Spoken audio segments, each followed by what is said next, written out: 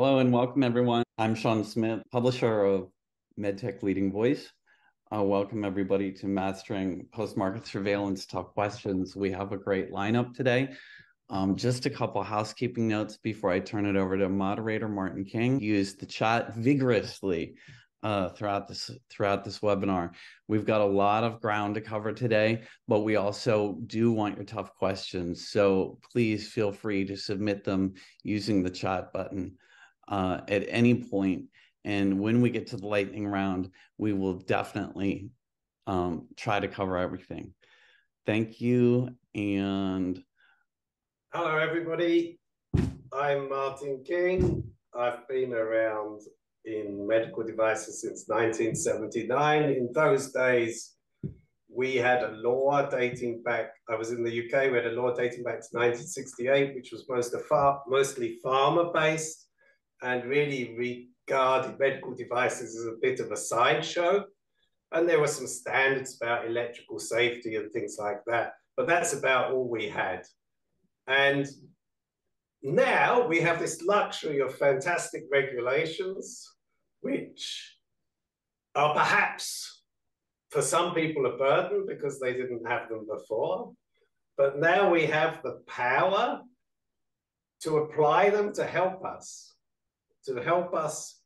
run our business efficiently, to know our devices, to know our products well, and to spy on the market and see what's happening to everybody else, and to perhaps find out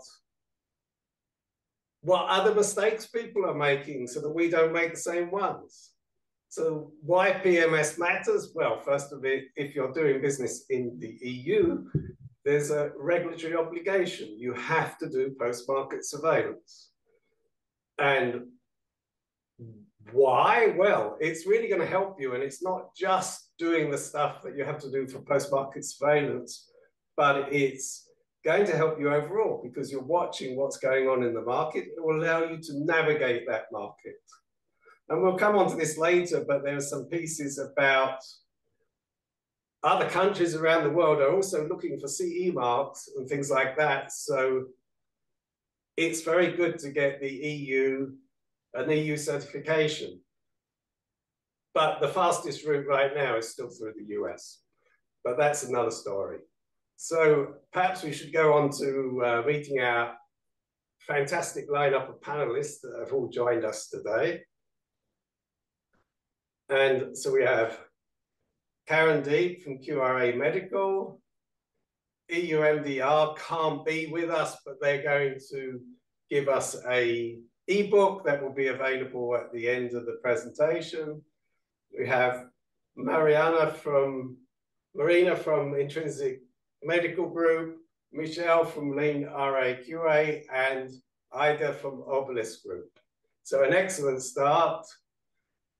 Karandeep, would you like to say something and introduce yourself? Sure. So, yep, thank you very much for that introduction. So, hi, I'm Karandeep, and I'm a quality and regulatory consultant working within medical devices. I started my career working within your traditional devices, such as your pacemakers, defibrillators, etc. However, I started transitioning over the past 3 years more into software medical devices as well. I'm also a content creator on LinkedIn where I like to teach people about quality and regulatory affairs, trying to simplify as much as possible. And I'm also host of the MedTech podcast. Hello, everyone. I could say that it's my turn. So my name is Marina Daineko. I'm subject matter expert in biological evaluation area, and I'm within medical device industry more than 8 years. I am working with very different medical devices, from the simplest one till like complex ones that can combine software, firmware, as well as hardware. I have experience in R&D, research and development, as well as regulatory affairs, and I believe it's exactly what stands out me from other experts in this area, because I can do biological evaluation with knowledge of R&D as well as regulatory affairs, so to consider medical device from different perspectives. Yeah, so I'm very excited to be here. And if you have like some additional questions or would like just to deep your knowledge around biological relation, please follow me on LinkedIn. Thank you. Hi, I'm Lott with Lean RAQA. We are a medical device regulatory and quality consulting firm, and we help startups and small and mid-sized companies find the right size solutions for their regulatory and quality problems. Everything from early concept development, regulatory strategy, we walk them all the way through the process and into commercialization. And then we help support that PMS phase that we're going to be talking about today, particularly with fractional regulatory and quality services, similar to what you would have with a fractional CFO. So be sure to go to my website and get tools that will help you with these analysis, like the regulatory pathway assessment and the business market assessment. Yeah, thank you. Thank you, Martin. So my name is Ajda. I'm from Obellis Group. We provide authorized representative services to mostly non-EU manufacturers who are entering the EU market. And we also do consultancy on EU regulations now for 35 years. Within Obellis, my role is to monitor regulatory developments on the EU, UK, and Swiss markets that have an impact on compliance of our clients. And we do that through our information platforms. The most relevant for the MedTech community is the information platform MD Law that I manage since the beginning now, since the MDR was adopted, so for more than 6 years. So I'm very pleased to be with you here today, and I'm going to share some points of attention from the side of regulatory developments in the EU. We've got like a point system here, and it would be really great if people just put in the chat, you either type a number, or if there's a reason for other reason that you're here, you know, you just like us, write it in the chat. It would be really great to get this feedback to understand why people are coming and participating. Did we make the right noise on LinkedIn? And we really would appreciate this interaction on the chat to understand, you know, why people are here and what they want to see and what's going on. Yeah, we're already at the roundtable discussion, didn't we have a? So let's have a look at this. So Misha, would you like to start us off with the FDA's approach to post-market surveillance and what we should be thinking about if we're going to the US with all our hard work done in Europe? Sure. So the format of the post-market surveillance in the US does take a slightly different approach in that it's not as, it has different utility than it does in Europe for things like the clinical evaluation report and the PSER and PMCF events. So in the US, it plays, I think, two really big parts in both where you use post-market in a pre-market context. And the first is a risk management. So when you go to do a 510K, right now that's a gap in the FDA guidances about where do you include your risk management file at all. And so, you know, you usually follow whatever type of device it is and put it like maybe in the electrical safety section, maybe in the software section. But the FDA is, even though it's not clear where to put it in the FDA guidance for contents of a 510K, they expect to see a complete risk management file. And on a new device, you're not going to have any analysis on your own products usually, unless you're using yourself as a predicate. So you're going to need to have looked at things like reasonable misuse. Have you considered things that your competitors have been recalled for or have had 483s, and to see could my product reasonably have those same failures? So in that case, you're going to use your competitors' post-market data to feed your risk management that's going to go into your pre-market submission. I think the other big change recently, or that projects what is coming from the FDA, is this guidance that they published about a month ago about how to select the best predicate. And for that, they for the first time ever specifically said, you need to include a justification for which predicate that you picked, which includes looking at things like the safety signals that are on your predicate comparator, the 483s, the adverse events, recalls, all of that. The FDA expects to see a justification for that your predicate doesn't have known safety issues. So to make both the case for both of those, the risk management and the predicate selection, you're going to have to rely on post-market surveillance, not only in the US, but even on a global perspective. Great, thank you very much. I really think the whole point about risk management, I mean, doing the post-market piece, just to get your probabilities built up on your P1 and P2 values is of huge value, especially if you have a new device where you don't have real-world evidence of your own. It's just a huge, huge benefit. Right. And to quantify it on a global level, if you look at just what was distributed in the US, it might look like you have a problem based off of the number of units distributed versus the number of adverse events. But if you look at it on a global scale, maybe statistically you don't have a problem. Right, right. Great. So, Marina, you got something to add about biological evaluation? Yeah, absolutely. So I would like to start with the definition of biological safety. Actually, what is biological safety, to make it, to have a baseline? Biological safety is defined as freedom from unacceptable biological risks in context of intended use.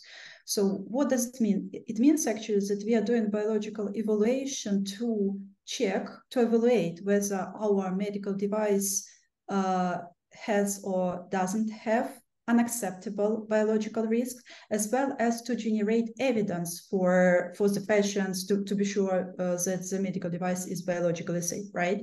But what is interesting actually here is that it's common sense, as well as according to the standard ISO 10993-1, that test results as well as performed biological evaluation cannot guarantee freedom of potential biological hazards.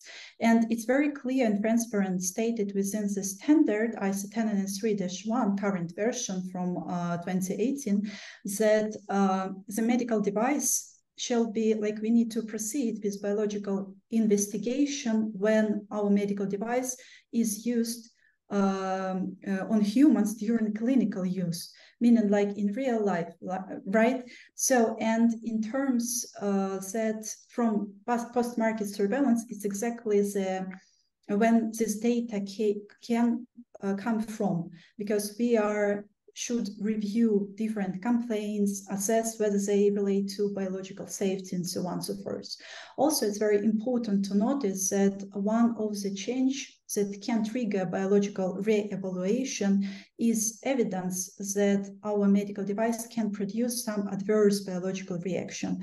So, for instance, from the data from post-market surveillance, we could see some allergic reaction or something like this. And it would be a bell for us that we need to re-evaluate and maybe to proceed with further testing or to do some changes to our medical device. Yeah, it's general information I would like to share with everyone, and I am welcome any questions regarding this topic that would be, soon. Great, thank you very much. So Ajda, would you like to tell us something about the evolving landscape around the whole MDR, IVDR story? Yeah, definitely. And there are quite many things happening. So I even prepared some slides. Maybe it's going to assist with the presentation. So if you allow me, I'll just quickly share my screen so we can all follow it a bit better. So first, I want to focus on the beginning of this year when you had this extended legacy period announced. And this, of course, impacts mostly the legacy device manufacturers. You might know those are those devices that benefit from a special status because they were, for example, certified under the directive. But however, they need to comply with certain MDR requirements. And here I want to, of course, focus on the PMS. You already know that, of course, there should be PMS compliant with the MDR since the date of application, also for legacy manufacturers. But what is new now this year, there is also this condition that they should compile a compliant quality management system, and PMS system is kind of an integral part of this QMS, and this by actually May next year. So very important to keep this deadline in mind. So that's one first thing. There is this extra time, but pay attention. It's not kind of a free ticket to enjoy more time on the market. So second thing is, of course, what's happening. We all know there are the regulations that we can look at as a first step, but then always we say, let's look at the guidances that the MDCG is releasing, because this is the group that is interpreting what the law says. And here I just want to mention the well-known PSUR guidance that has a template inside, but also the templates for both PMCF, plan and report, because we hear that notified bodies are expecting that the industry follows those templates. And then, of course, the second question comes, what are we still waiting for? So there is this, let's say, main guidance on PMS that should have been released earlier this year, and it's still, let's say, in the pipeline. And then we also need to watch out for all these guidances and templates, both of PSUR and PMCF, to be adapted to the IVDR. Bear with me for two more, let's say, updates that I found. Can you flick through your slides? They're not changing. Can you see it? We see the first slide. That's odd, because I'm on the... Ah, fantastic. Sorry for that. So just, let's say, on the first two slides, I hope I was clear enough. So where I also want to, let's say, bring your attention is to EUDAMED. Just earlier this week, the European Commission announced a further delay to EUDAMED database. You know that this was done already a couple of times in the past years. Here, the essential thing is to remember that until EUDAMED is not fully functional, all the, let's say, obligations linked to EUDAMED are not mandatory. However, you might need to respect certain, let's say, directive-based registration, let's say, obligations. And here again, I want to mention MDCG, because they did release a document on how, for example, to comply with this obligation of uploading PSUR to EUDAMED. They said that you should agree your notified body on the appropriate means to share it, and they gave this example of secure email. And the very last, let's say, update is something I wanted to share, is because we see that competent authorities in Europe are looking at the PMS and whether the industry does respect those requirements. Let's say the most public one was the one from Swissmedic, the Swiss competent authorities, and they found that 70% of Class 1 manufacturers do not adequately implement those requirements, even though we are already quite far from the date of the application. And then just maybe a final quote there from Swissmedic that I found in the report. And just so you know, you can always go to MD Lott to get all these updates, and I'm going to leave my email in case you wish to receive my slides. Thank you. And sorry for the technical issues in the beginning. Thank you. Karandeep, would you like to tell us something about PSUR, PMCF? Yes, of course. So we'll start off with PSUR, which is something that came, of course, with the EU MDR. Now, PSUR effectively stands for Periodic Safety Update Report, and is a requirement under the MDR that wasn't a requirement under the old MDD. So first of all, what exactly is a PSUR? It's basically a summary of the results of the post-market surveillance activities, as well as the various different conclusions that you draw from those results. You know, what are your findings? Are there any new risks that you found?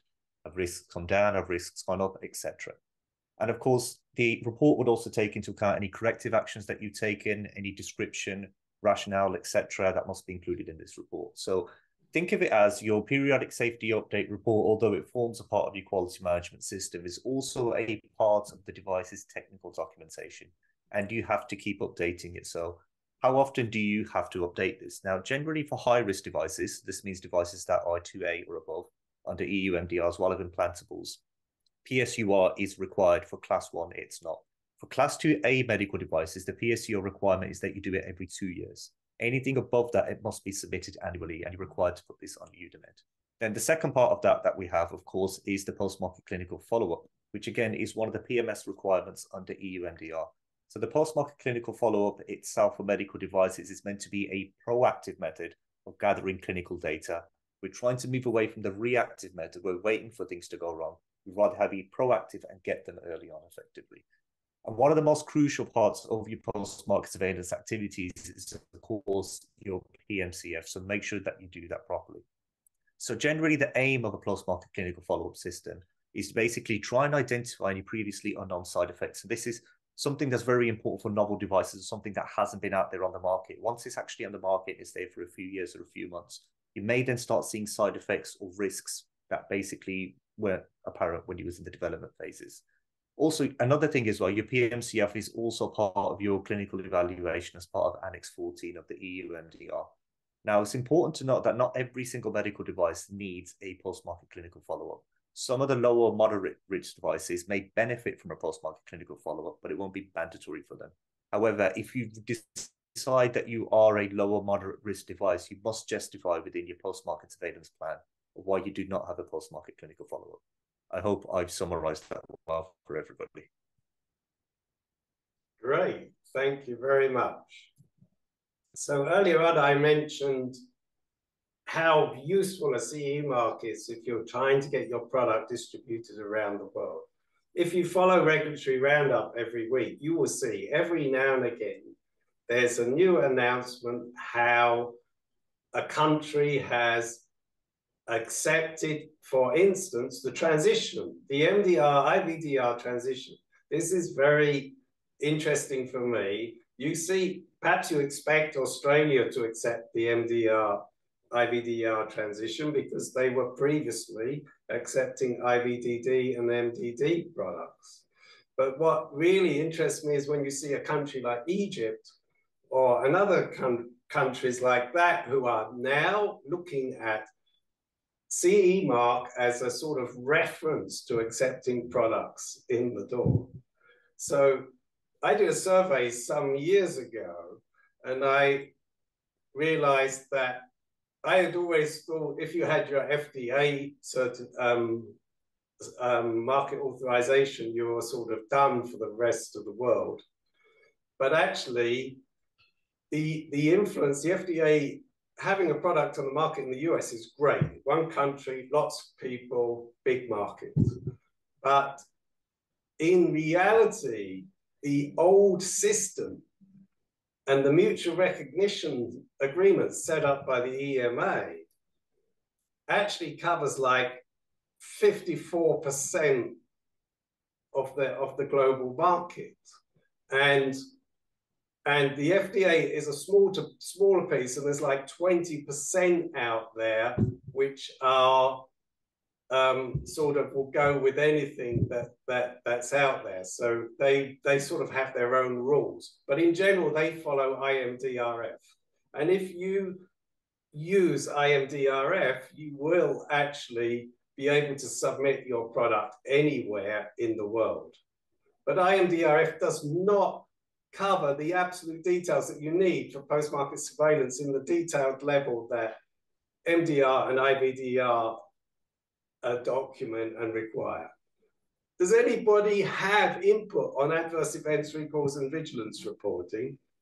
At least in the US, the information that's publicly available for adverse events, they have to put, like, they have multiple codes that you have to code the event type and what caused it. So you can kind of mine data, and there are different software systems out there that will help you do this more expeditiously.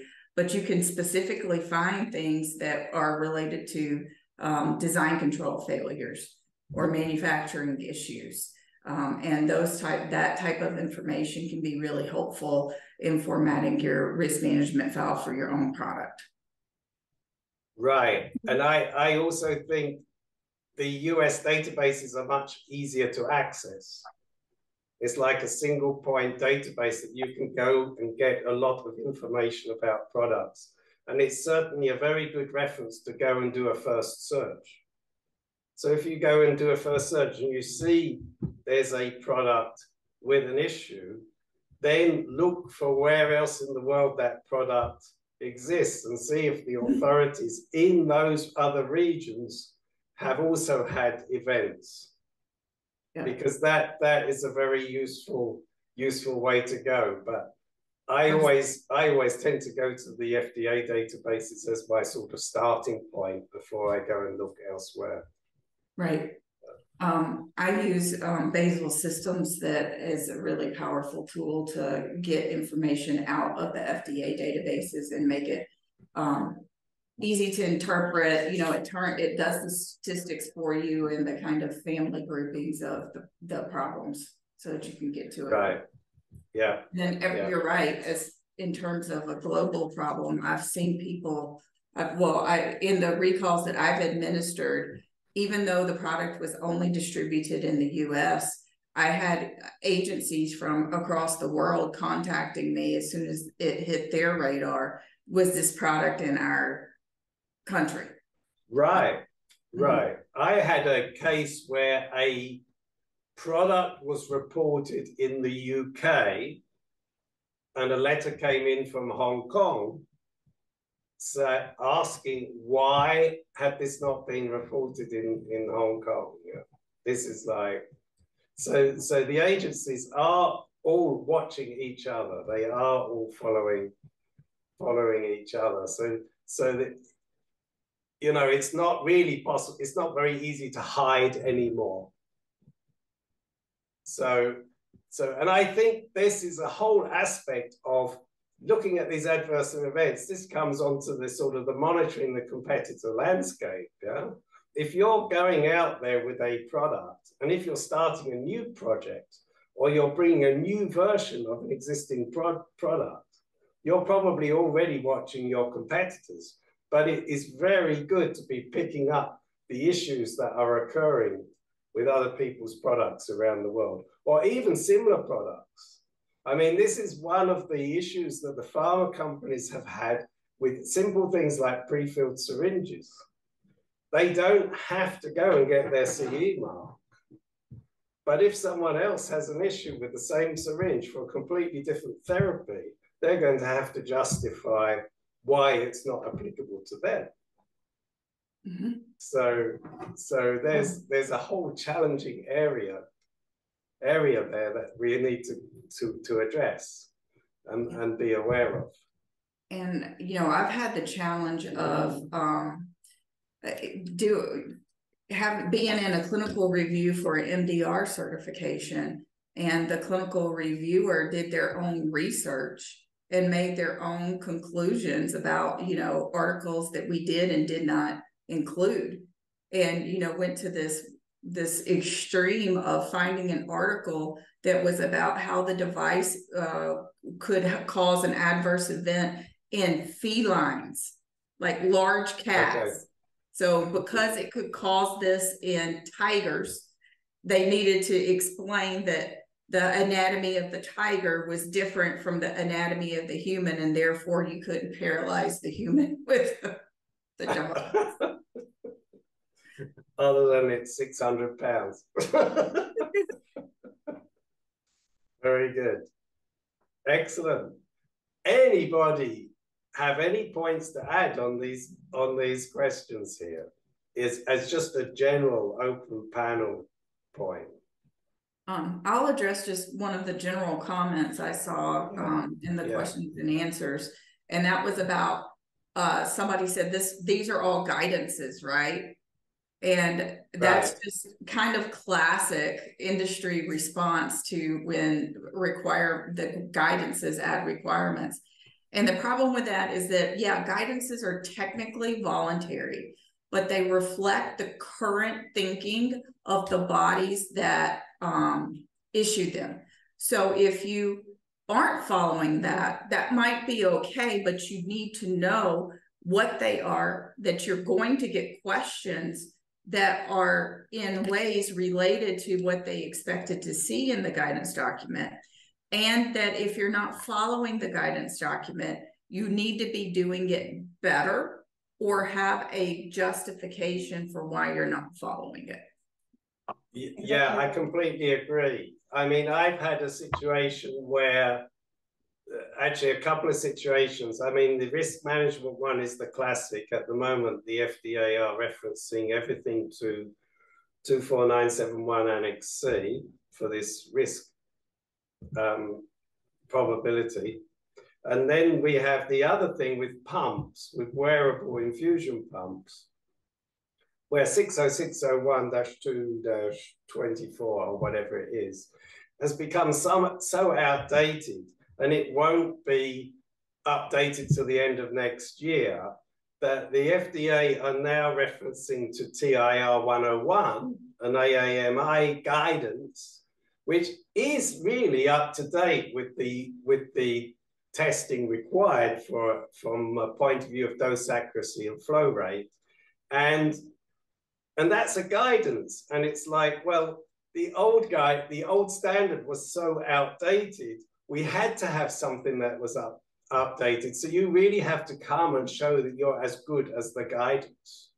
So I completely agree with you there. Yeah. I also could add on the first point, like regarding adverse events, that it's very important to consider the tendency. Because, for instance, so I'm talking about biological evaluation mostly, right? So surely these adverse events or complaints shall be analyzed. And within the company shall be established risk management process according to ISO 14971, right? And there is different probability of occurrence, right? So you need to, every company like assessing this information should categorize the risk, whether it's low, medium, or high. And for instance, when we are analyzing the tendency, meaning the difference between different years, so on and so forth, we could like apply different risk here. For instance, firstly, it was low, so okay, maybe we have one set of mitigation action for this, right? But when risk is medium, so we would have different set of mitigation actions here for this adverse event, right?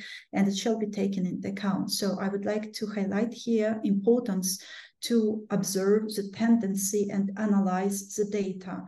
And yeah, like every year, taking into account how many devices were sold, what adverse events or complaints were noticed for this medical device.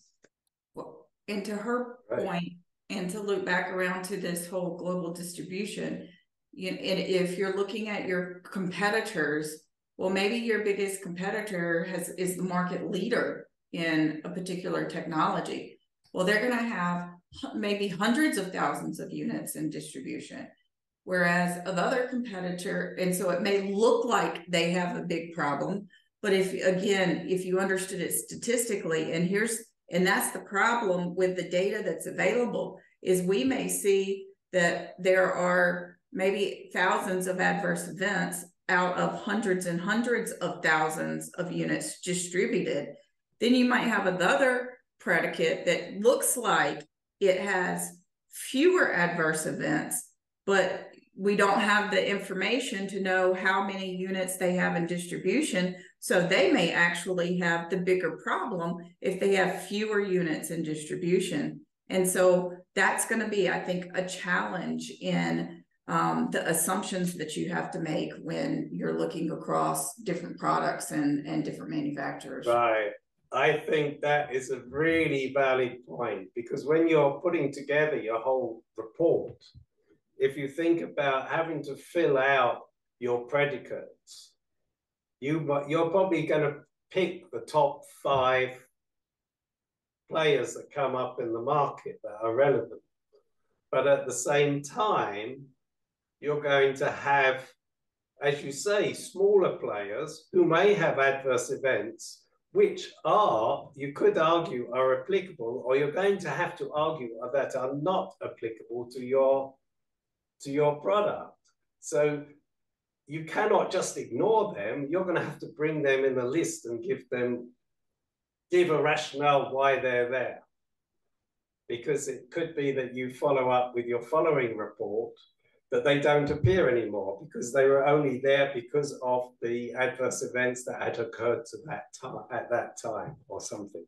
That's something like that. So I think there's a dynamic aspect to this that you really need to allow for when going for your predicate devices. Mm-hmm. Martin, I just wanted to interject for a moment that in the 10 PSUR common mistakes PDF, which is available for download, the link is here, but we're going to send it in the chat as well. Is the notified body clinician really took companies to task in terms of, you know, putting their evidence in context of global sales, in context of relativity, because the reviewers are unable to determine the real impact of that. So I strongly recommend downloading that. Also, I'd like to take a short break to let you know that our sponsor of this event, Houdin, has prepared a 2.5-minute video. Houdin 360 Surveillance and Vigilance. Revolutionary monitoring SaaS for life science product surveillance and vigilance. Using Houdin and setting up a product surveillance and vigilance profile is a smooth and time-efficient task. Just enter the product brand name and the company name. You may enter a product type as well if your product doesn't have a brand name. Select what step in the product life cycle your product is at to get recommended surveillance areas to activate.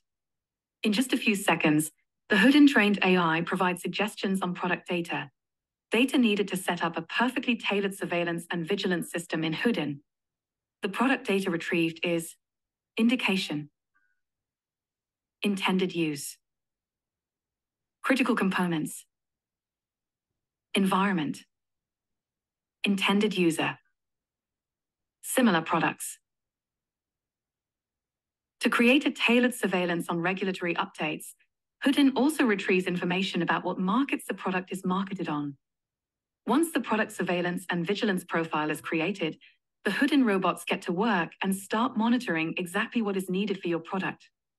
Whenever new information is published, they will get retrieved and show up in a feed within your Houdin project.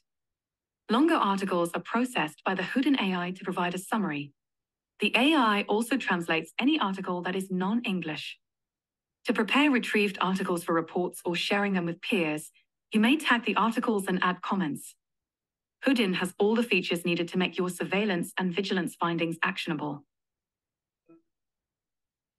Discover the magic of Houdin for your unique product and get a free trial now.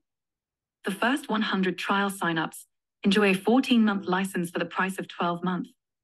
Included in the trial is a 30-minute video meeting with an expert to validate your Houdin project. But that's not all.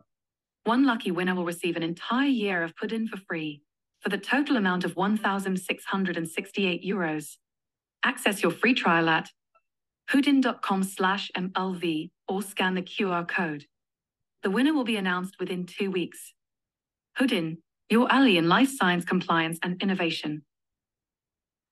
We're going to move to the lightning round, Martin. We've gotten a lot of questions. So, Ajda, how do you think the recent changes will be affecting the whole industry? Big question. Quick answer.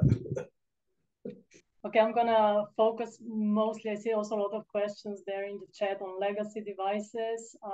Right. Obviously, I would say the recent changes are positive for those manufacturers, but just to keep in mind that there are conditions to be fulfilled and that the deadlines are kind of short. One thing I didn't have the time to mention in my slides, and okay, it's not directly linked to PMS, but still, also among those requirements is the fact that you need to apply to a notified body by next year for your MDR conformity assessments.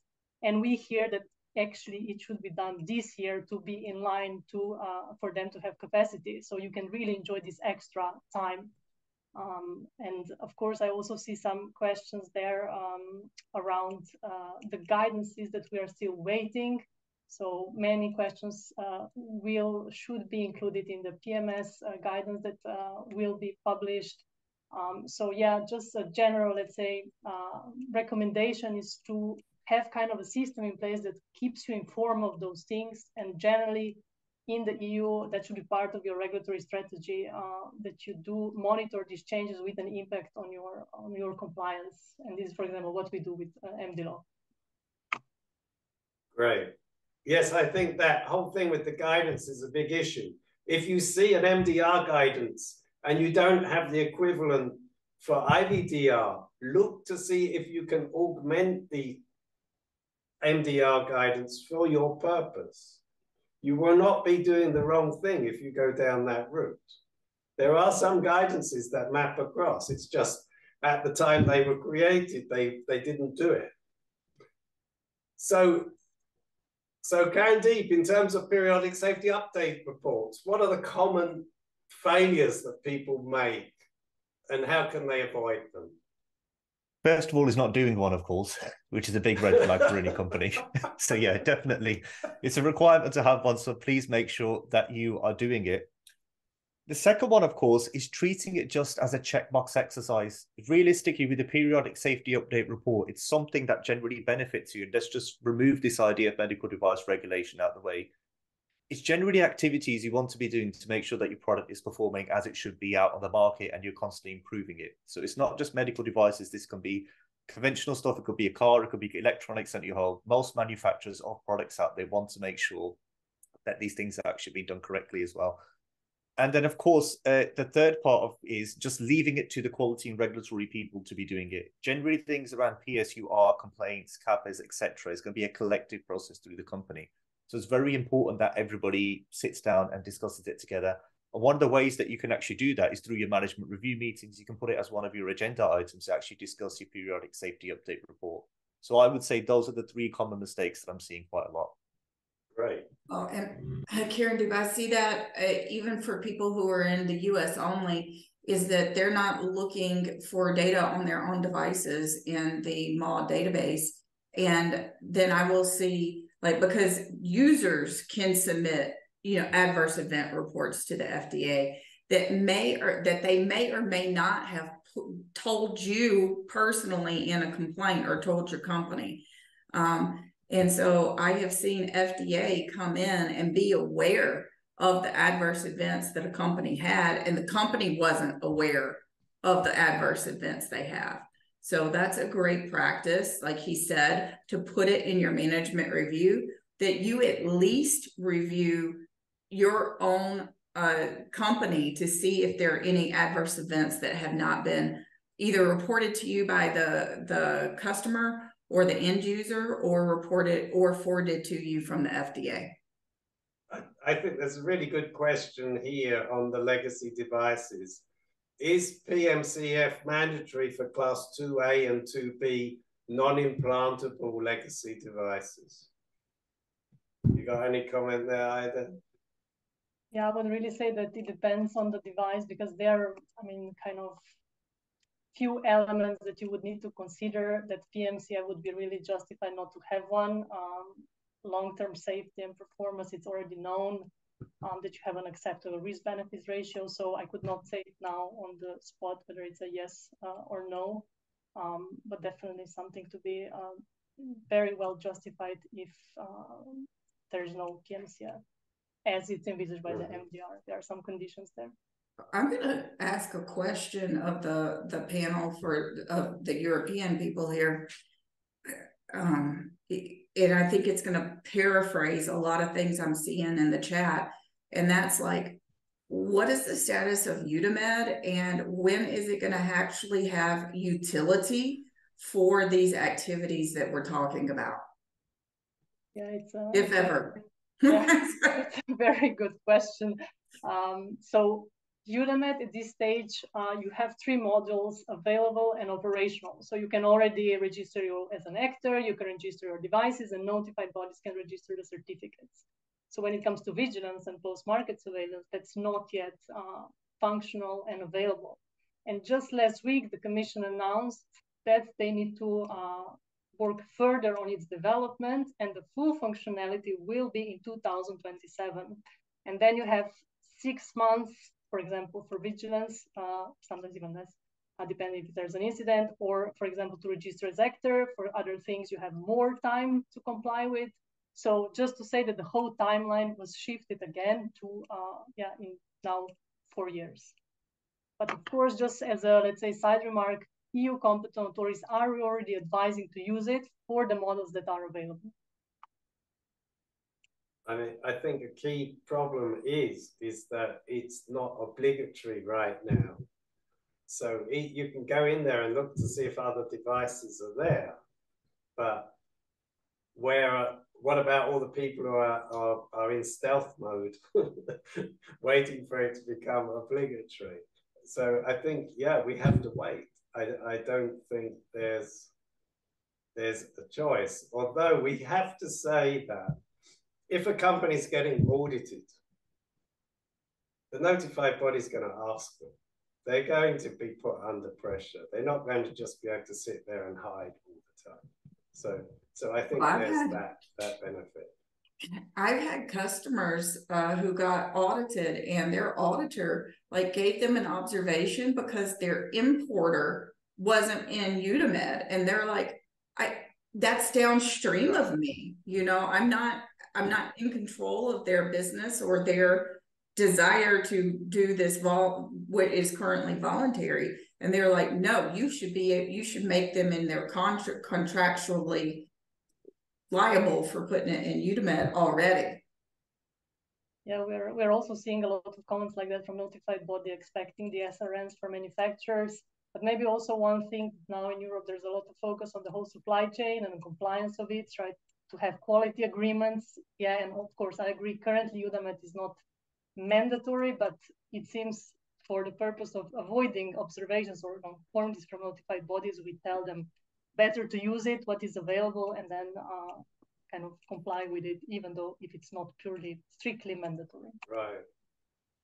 I couldn't imagine the EU rep being very happy that the importer isn't registered. I could imagine that would raise red flags. I mean, and I think another point to add there, guys, sorry, Martin, before it becomes obligatory, learn how to use the system. The last thing you want to do is leave it right until the last minute and then realize you have no idea how to operate it and you make mistakes. So make mistakes early on, but learn how to use the system.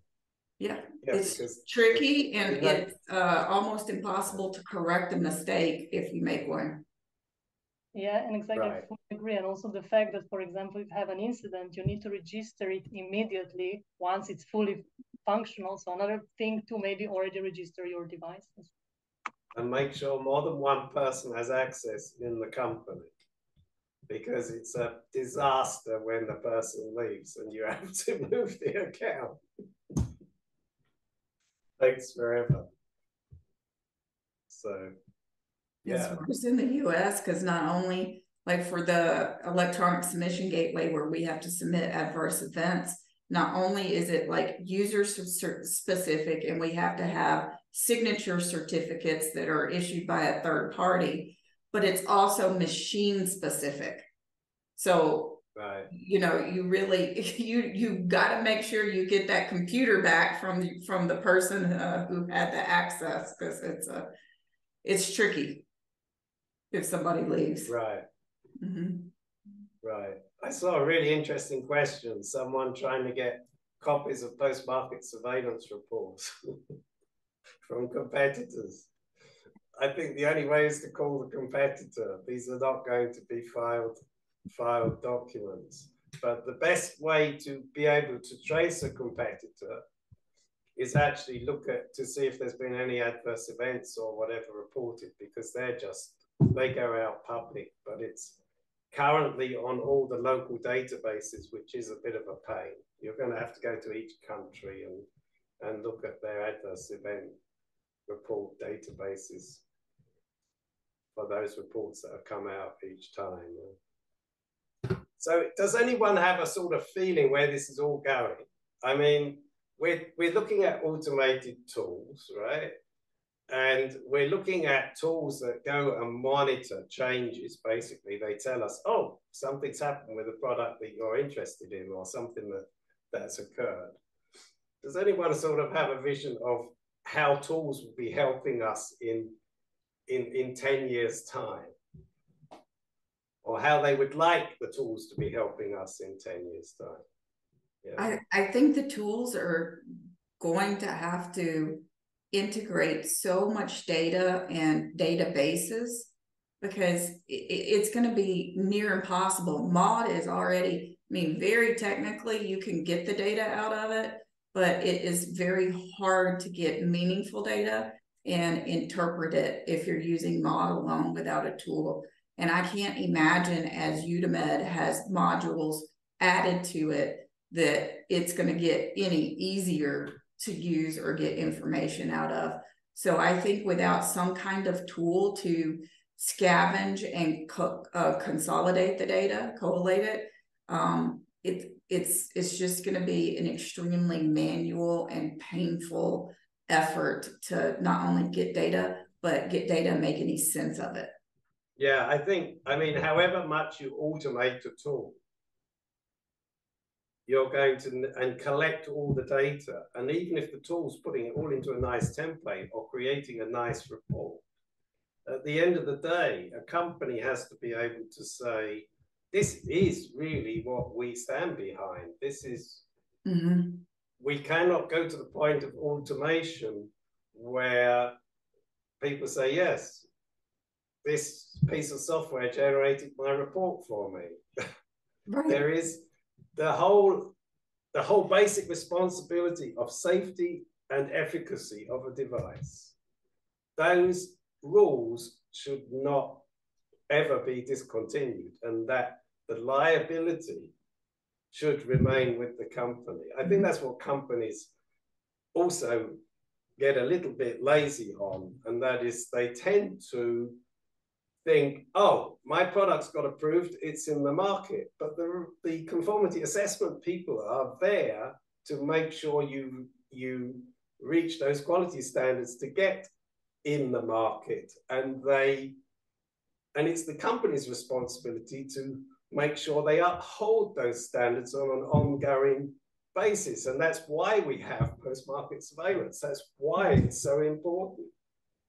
And for years, pharma had pharmacovigilance. Well, vigilance is all about fixing the problem after it's happened, and surveillance is all about fixing the problem before it becomes a problem. So I think that's a pretty key element here. Are you trying to tell me, Sean, I'm running out of time?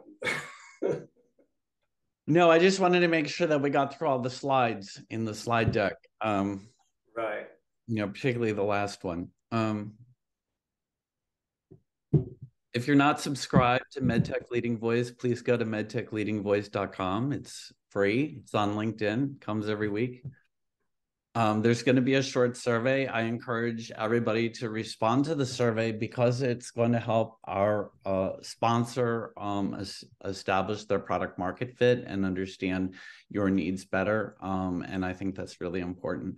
The recording webinar will be sent to everyone tomorrow, along with links to all the downloadable resources. Again, EU MDR compliance has provided a very special, very, very visual guide, which we all know that they're really good at. And so I encourage you to download that. That's a separate download. Please sign up for the 2-week trial. You're really not risking anything. And you have everything to gain. So please do that now. And again, I want to thank Marta Carnielli and Tom Patton for their interview last week. Please download that, as well as Ivan Stoyanov.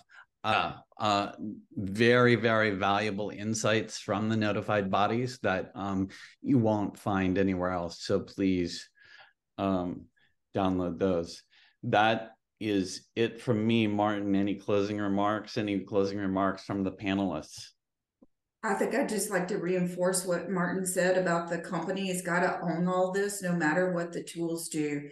And this is why you have management with executive responsibility and persons responsible for regulatory compliance.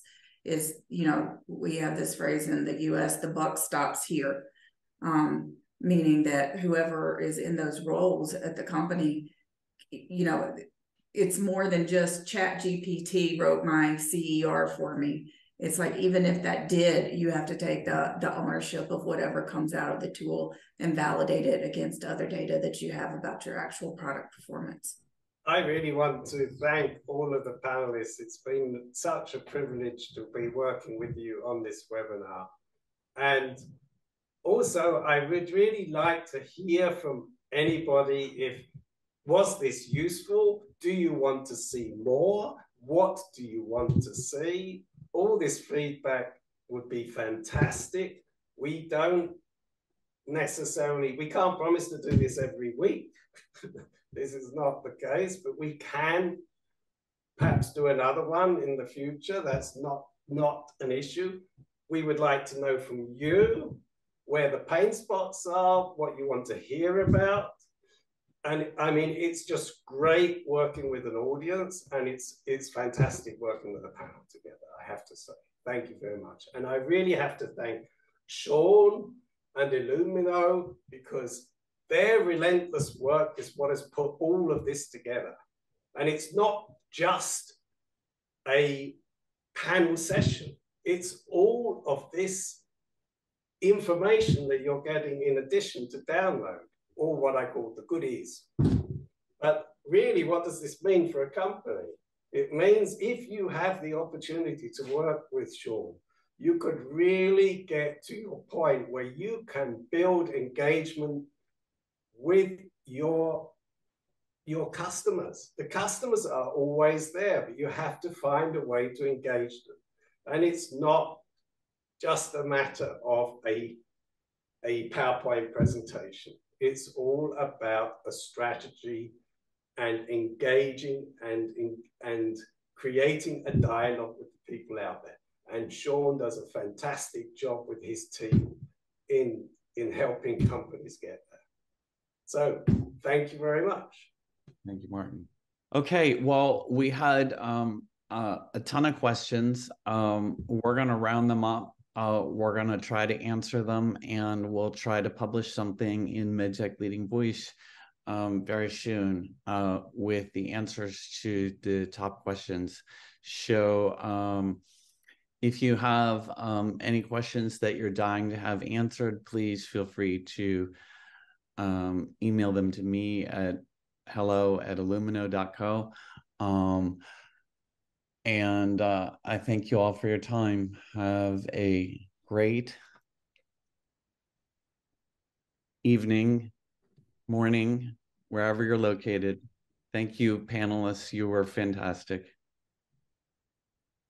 Thank you very much. Enjoy your weekend. Thank you all. Thank you. Bye-bye. Bye.